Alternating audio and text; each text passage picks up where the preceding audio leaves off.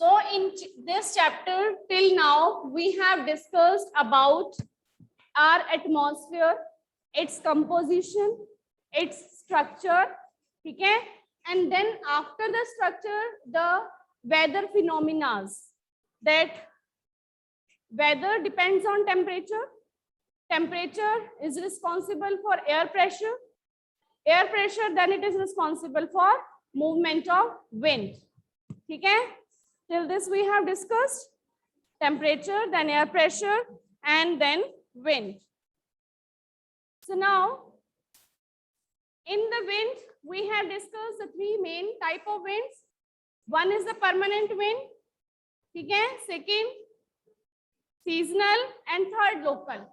ठीक है, permanent winds which are permanently moving from one place to another, ठीक है, such as we are doing now wind, ठीक है, wind, and then in wind we will discuss about this case study of cyclone, because cyclone is also related to this wind, ठीक है.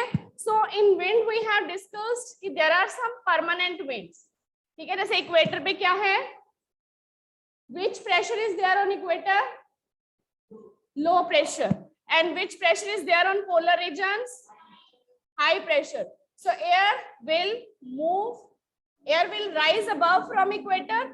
Equator से क्या होगी, air rise होगी, ऊपर जाएगी, कितनी ऊपर जाएगी, एटमॉस्फेयर तो है ही नहीं, आगे ट्रोपोस्फेयर तक ही है ना, ट्रोपोस्फेयर से फिर वापस आ जाएगी, है ना, और फिर आगे जाके वो फिर वापस नीचे आएगी, ठीक है, क्लियर, क्योंकि ऊपर जाके फिर कूल डाउन हो जाएगी, फिर नीचे आएगी, क्योंकि साइकिल तो चलता ही रहता है, एयर कॉन्टिन्यूस सर्कुलेशन में मूव करती है, ठीक है. तो एक यहाँ से जो वेव्स है, हाई वेव्स है, वो भी इधर पोलर रीजन की तरफ आ रही हैं. यहाँ से हाई प्रेशर है, हाई प्रेशर से इधर आ रही हैं, यहाँ से high pressure to low pressure area आ रही है, ठीक है, यहाँ लो प्रेशर से हाई प्रेशर एरिया की तरफ जा रही है, ठीक है, यहाँ से सेम ऐसे, और इधर ऐसे ही ये भी हाई प्रेशर एरिया यहाँ पे, तो यहाँ से क्या है, वेव्स इधर को चल रही है, ठीक है. तो ऐसे सेम डायग्राम आपकी बुक में बना हुआ है कि there are low pressure belts, और जहां पे ये दोनों वेव्स नीचे आ रही हैं, यहाँ से भी तो वेव्स नीचे आ रही है ना, ऊपर जा रही है, फिर यहाँ पे आके दोनों आपस में मिल जाती है, फिर ये नीचे आती है, क्योंकि यहाँ पे क्या है, यहाँ पे भी लो प्रेशर जोन बन जाती है, ठीक है. जब ये यहाँ से नीचे आती है तो नीचे आके फिर इधर उधर दोनों पासे मूव करती है, ठीक है. तो ये डिफरेंट मूवमेंट है जो कि परमानेंट है, ठीक है. ये नेक्स्ट सीनियर क्लासेस में आप थोड़ी और डिटेल में करोगे, अभी सिर्फ इतना ही समझ लो कि यहाँ पे लो प्रेशर है, ठीक है, यहाँ पे हाई प्रेशर बेल्ट है, ठीक है, यहाँ पे भी लो प्रेशर है in between.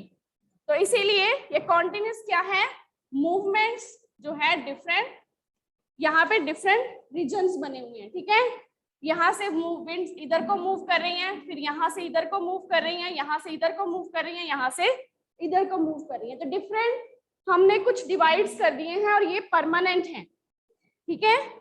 These winds are permanent, ये परमानेंट ऐसे ही मूव करती रहेंगी. इनके अलावा some there are seasonal winds, कुछ seasonal winds है जो एक पर्टिकुलर सीजन में सीजन टू सीजन मूव करती हैं, ठीक है. और after that there are some local winds. Local winds का एग्जांपल हमने क्या किया था, sea breeze and land breeze, ठीक है. सो these are local winds. एक जैसे गर्मियों में लू चलती है, ठीक है, तो वो भी एक पर्टिकुलर एरिया में ही चलती है, वो भी लोकल विंड का ही एग्जांपल है. ये क्लियर हो गया. अब इसी में जो हमारी नेक्स्ट केस स्टडी है साइक्लोन, ठीक है. Cyclone also related to wind, ये भी जो हमारा ये लो प्रेशर हाई प्रेशर से हमने जो भी डिस्कस किया है इसी से रिलेटेड, क्योंकि विंड क्या है, what is wind, movement of air from high pressure to low pressure area, ठीक है. सो this cyclone case study is related to Odisha, and where Odisha is located, अगर हम यहाँ पे इंडिया की बात करें तो ओडिशा कहाँ लोकेटेड है, ठीक है, where Odisha is located, हाँ जी, here it is West Bengal, यहाँ पे वेस्ट बंगाल है और यहाँ पे ओडिशा, ठीक है, और नीचे आंध्र प्रदेश, ठीक है, इस तरह. So Odisha located on the eastern sea coast. तो ये हमारी इंडिया का कौन सा कोस्ट है? ईस्टर्न सी कोस्ट है। उसके बाद next, it is prone to cyclones, और यहाँ पे साइक्लोन्स आते रहते हैं। Why it is prone to cyclones? क्योंकि ये हमें पता है कि यहाँ पे क्या है, बे ऑफ बंगाल। तो यहाँ पे लोकल ब्रीज का काम बहुत होगा, जो हम लोकल बोलते हैं, local wind, sea breeze, land breeze, है ना। यहाँ से सी ब्रीज फिर लैंड ब्रीज, इनका काम बहुत है, ठीक है। So when there is high, अब ये cyclone when it comes in the 29th October 1999 and October season is summer season or winter season? Winter season की स्टार्टिंग है, ठीक है। विंटर भी नहीं है, दैट इज दिसंबर जनवरी होती है विंटर, ठीक है। तो in between, so it means कि यहाँ पे अब ये साइक्लोन्स बनते कब हैं? साइक्लोन्स की when there is high pressure area, यहाँ पे हाई प्रेशर एरिया है, ठीक है, because water takes more time to cool down, है ना। तो लैंड जल्दी गर्म भी हो जाएगी, जल्दी कूल डाउन भी हो जाएगी, ठीक है। तो यहाँ पे हाई प्रेशर है, यहाँ पे भी हाई प्रेशर है, यहाँ पे भी। तो all the winds are moving from high pressure to low pressure area, क्योंकि लो प्रेशर एरिया सेंटर में है ना। यहाँ पे लो प्रेशर है, बाकी सभी जगह क्या है, हाई प्रेशर। तो हाई प्रेशर से लोकल विंड्स यहाँ पे मूव कर रही हैं, और ये जहाँ पे लो प्रेशर है वहां से wind it is rising above. Low pressure हो तो विंड कैसे करती है, एयर ऊपर को राइज करती है ना। जहां से हॉट एरिया है, लो प्रेशर है, तो विंड किधर जाएगी, ऊपर। अगर हाई प्रेशर है तो wind it will sink downwards, है ना। तो यहाँ पे क्या है, low pressure, air is moving upwards, और ऊपर से सब तरफ से एयर भी आ रही है, तो विंड सर्कुलर मूवमेंट, इस तरह सर्कल में मूवमेंट स्टार्ट कर देती है, because winds are coming from all sides. तो वो सर्कुलर मूवमेंट स्टार्ट हो जाती है, ठीक है। तो उसी से ये साइक्लोन्स बनते हैं, और साइक्लोन्स कहाँ बनते हैं? Mostly the area which is surrounded from 3 sides with land, जहां पे तीनों साइड्स पे लैंड होती है ना, वहीं पे मोस्टली ये साइक्लोन्स बनते हैं, ठीक है। और Odisha it is located near the sea coast, और वो भी इसी तरह की एरियाज में है, जहाँ पे कि इस एरिया में जो 3 साइड्स पे, क्योंकि इधर भी आप म्यांमार कंट्रीज, ठीक है, यहाँ पे भी हैं एशियन कंट्रीज।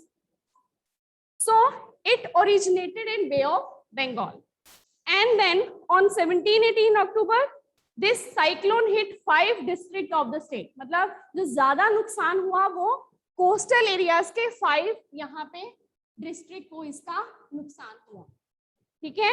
एंड बिकॉज ये साइक्लोन यहाँ से ओरिजिनेट हुआ, फिर किधर को मूव कर गया आगे, कोस्टल एरियाज में। और साइक्लोन इसमें क्या होगा, लो प्रेशर है तो अपने साथ ऊपर क्या लेके जा रहे हैं, water vapours.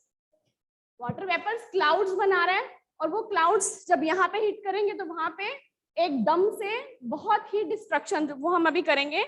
And then another super cyclone, पहले तो एक 17-18 अक्टूबर को आया, ठीक है, और उसके बाद 29 अक्टूबर को एक और आया। वो क्या था, सुपर साइक्लोन, मतलब उसकी स्पीड और ज्यादा थी।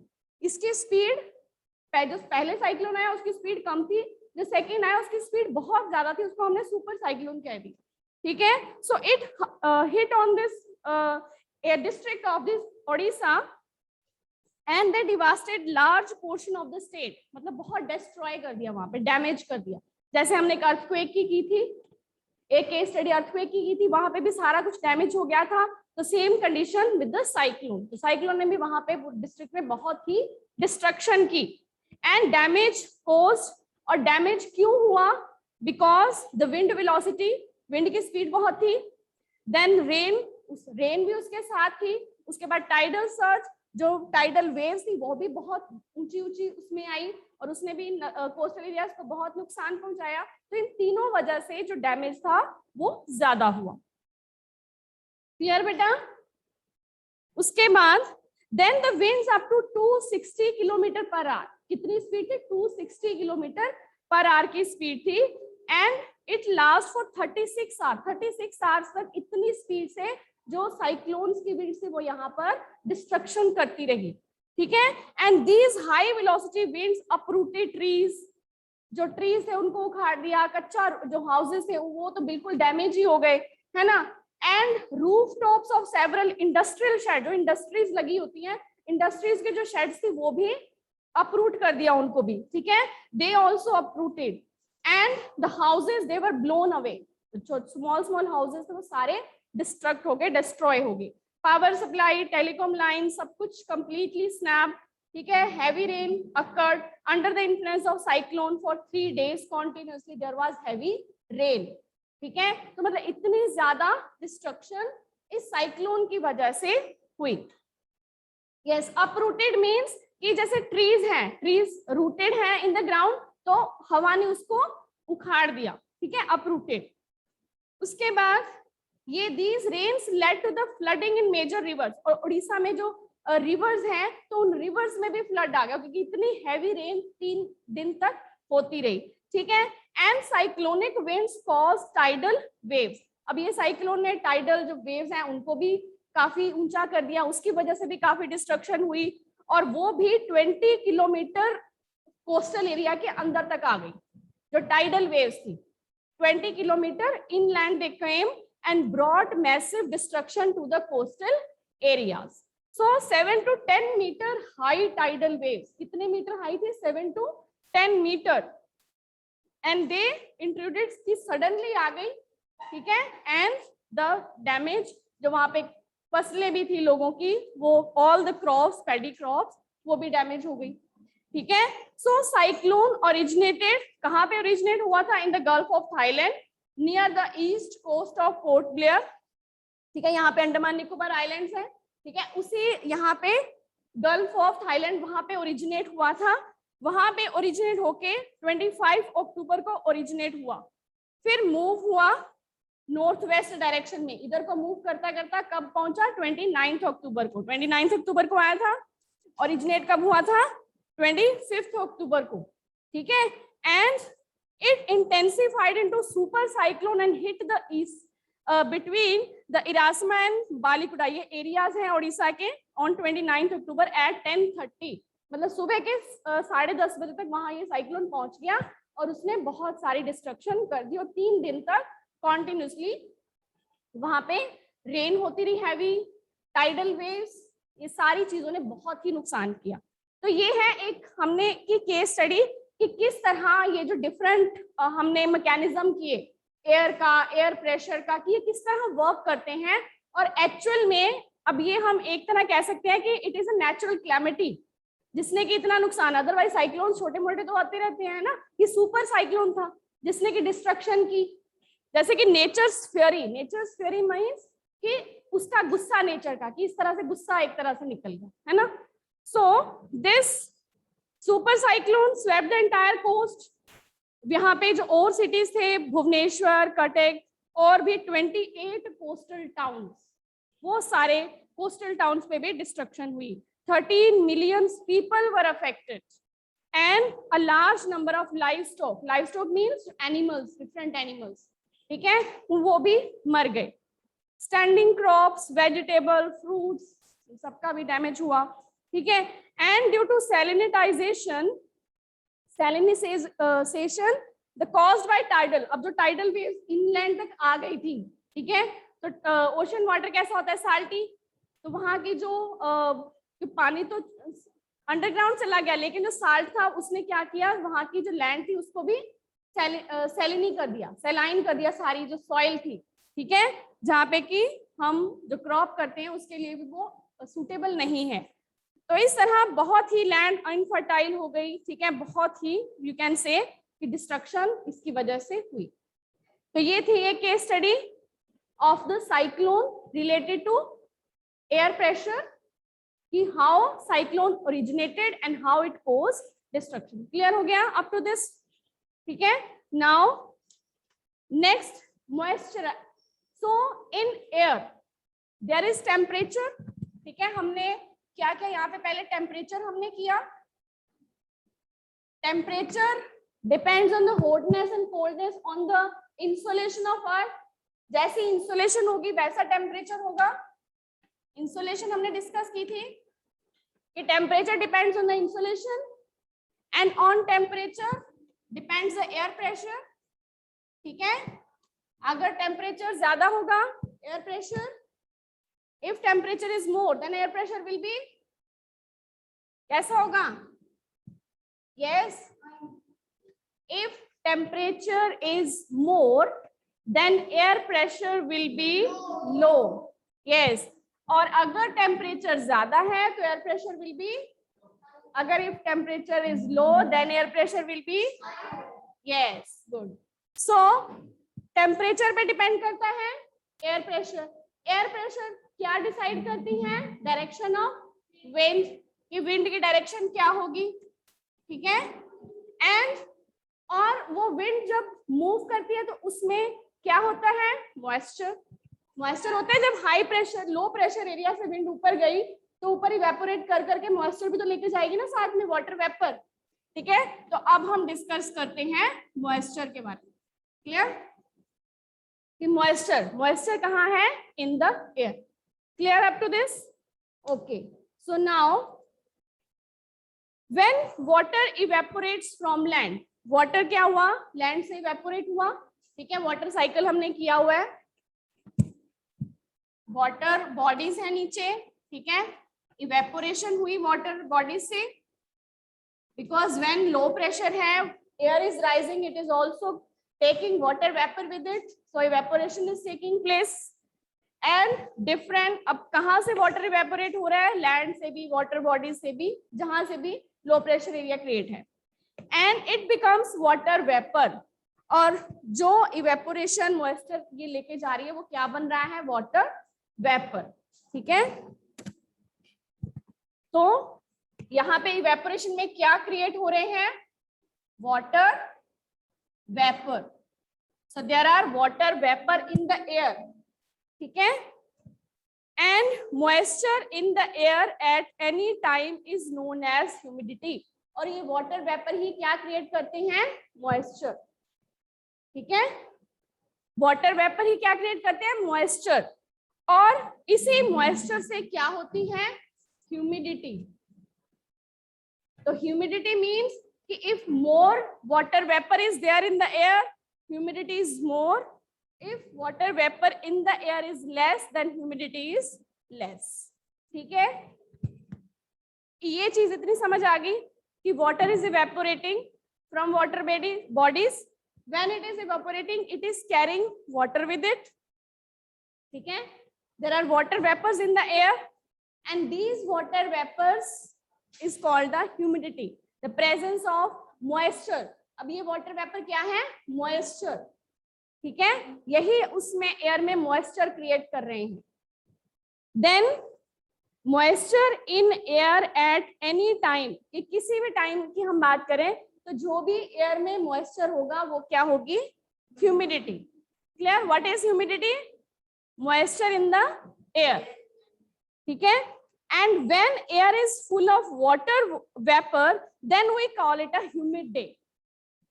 Mostly rainy season में कई बार ऐसा होता है, ठीक है. बिफोर रेन कई बार ऐसा लगता है कि बहुत ही ज्यादा ह्यूमिडिटी हो गई है, सांस भी नहीं आ रही है, ठीक है. मतलब सफोकेशन, अजीब सी सफोकेशन फील होती है, फ्रेश एयर फील नहीं होती. कि फ्रेश एयर, कई बार आपको कहता है कि एयर कितनी फ्रेश है ना, एयर ब्लो कर रही है. और कई बार ऐसा लगता है कि एयर ब्लो ही नहीं कर रही, कि वो खड़ी हो गई एक जगह, इट इज नॉट ब्लोइंग. कई बार ऐसा भी फील होता है, सफोकेशन फील होती है, ठीक है. तो जब एयर में वाटर वेपर ज्यादा होगा तो उतनी ज्यादा ह्यूमिडिटी ज्यादा होगी. वाटर वेपर लेस होगा, ह्यूमिडिटी लेस होगी, ठीक है.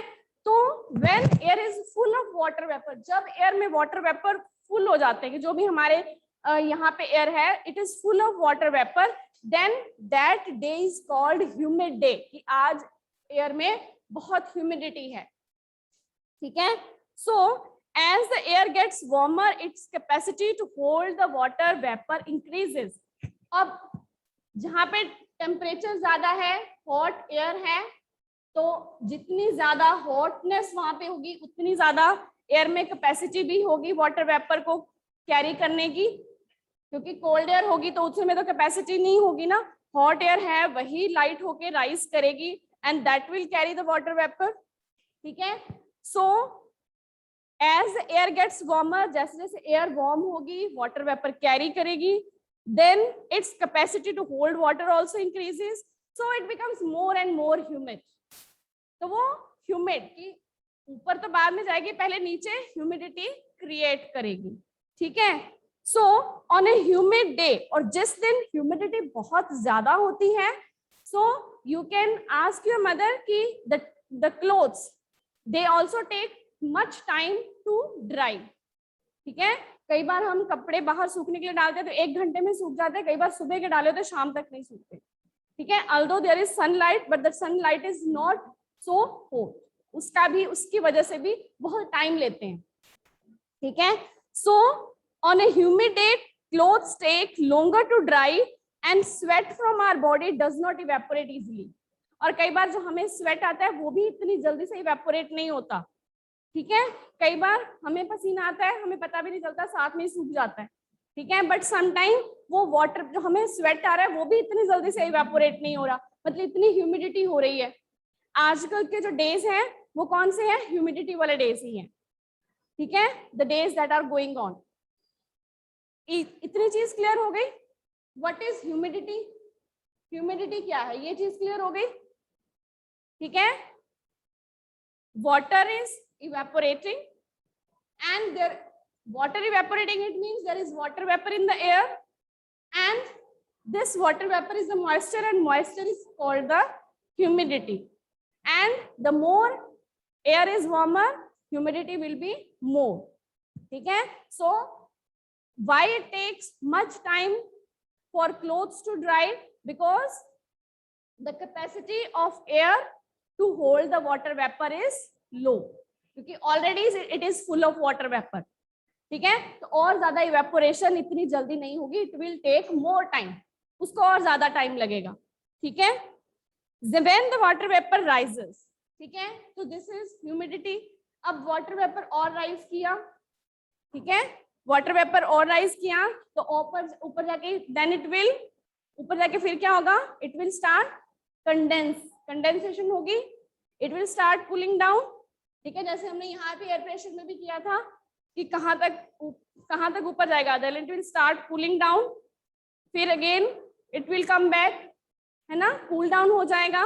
Because upper when we will rise go up temperature is low, air will get cooler, air cool होगी, कंडेंसेशन होगी, so the moisture that will take the form of droplets, वो water droplets की form लेगी, ठीक है.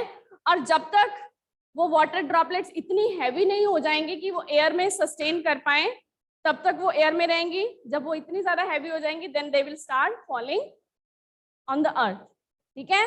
जब तक वो हल्की हैं they can retain in the air, तब तक वो एयर में रहेंगी. जब वो और ज्यादा कंडेंस हो जाएंगी, और ज्यादा हैवी हो जाएंगी, then they will start falling on the ground in the form of rain, ठीक है. दिस थिंग इज क्लियर कि when the water vapour rises it start cooling. अब वाटर वेपर और राइज कर रहा है, ठीक है, it is start cooling, then water vapour condenses causing formation of droplets of water.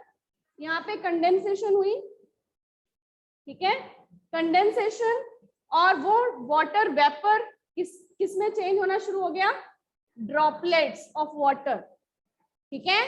पहले वाटर वेपर था, फिर ड्रॉपलेट्स ऑफ वाटर में कन्वर्ट होना स्टार्ट हो गया. Then clouds are just masses of such water droplets, और जो क्लाउड्स हैं वो क्या हैं, वो इन्हीं वाटर ड्रॉपलेट्स के ही मासेस हैं, मींस उन्हीं का ही एक लार्ज, हम कह सकते हैं इकट्ठा किया हुआ पोर्शन है, ठीक है. So when these droplets of water became too heavy, जब तक तो वो लाइट है, they are floating in the air, but when it becomes too heavy to float in the air, then they come down as precipitation. This is clear. Water, then water vapor, there is moisture, it more rises, then becomes droplets of water, more heavy to float in air, then it come back again on earth in the form of rain, ठीक है. Clear, ये clear हुआ. पहले यहाँ पे evaporation, then condensation, condensation से बाद क्या हुआ, the water droplets became too heavy to float, then they came down in the form of rain. ठीक है, good. So jet planes flying in the sky, they leave a white trail behind them. ठीक है, जब jet planes fly करते हैं उनके पीछे कई बार हमें व्हाइट ट्रेल दिखती है, क्यों? Because moisture from their engine condenses, जो उनके इंजन से उस टाइम मॉइस्चर निकल रहा है, साथ साथ में क्या होता जा रहा है, इट इज कंडेंसिंग, ठीक है, कंडेंस होता जा रहा है, and the we see trails of this condensed moisture, और उसी condensed moisture की हमें क्या मिलती है, क्योंकि जेट प्लेन क्या है, वो फ्लाई करता जा रहा है, पीछे से उसका मॉइस्चर कंडेंस होता जा रहा है और वो क्लाउड्स की फॉर्म लेता जा रहा है उसी टाइम, तो वो हमें एक पूरी ट्रेल सी दिखती है, ठीक है, clear? Then the precipitation that comes down on earth in the form of precipitation, the droplets they called rain. Clear? And most of the groundwater comes from rain water. और जो भी हमारी अर्थ पे वाटर है ज्यादा, वो कहाँ से आता है, from the rain water, most of the water, ठीक है, and then ground water that also comes from rain water. Plants they are helping in preserving water. Trees on hill slides, when we cut these trees,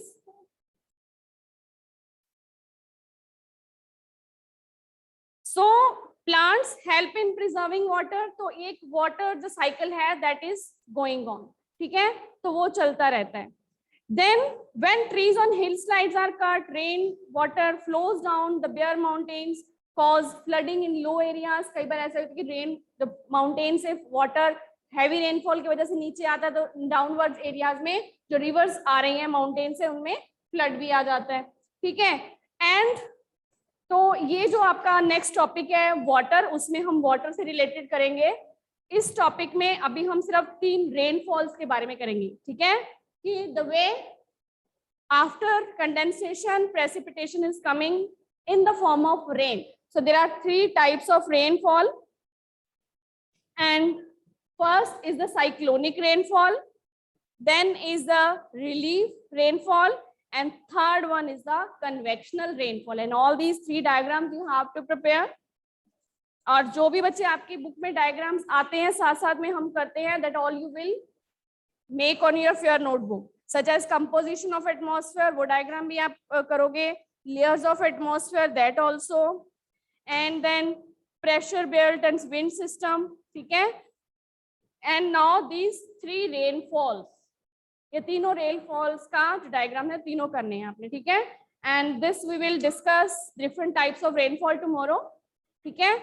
any doubt till now what we have discussed about the temperature, air pressure, then air, winds, and now last in the moisture. Any doubt? Yes बेटा, okay. Then explain what is moisture.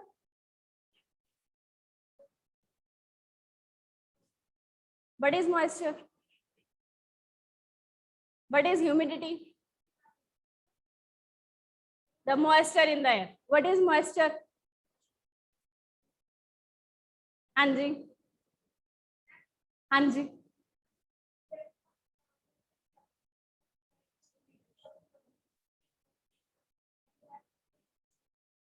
So when water is evaporating, so it is becoming water vapor, and then water vapor is creating moisture in the air, ठीक है. So it is taking 2 time to evaporate my sweat also, है ना, because of this humidity. Sit down. Yes, clear? Okay. So what is air pressure? What is air pressure? So it is taking too much time to my sweat to evaporate. हाँ जी. What is air pressure? हाँ जी बेटा.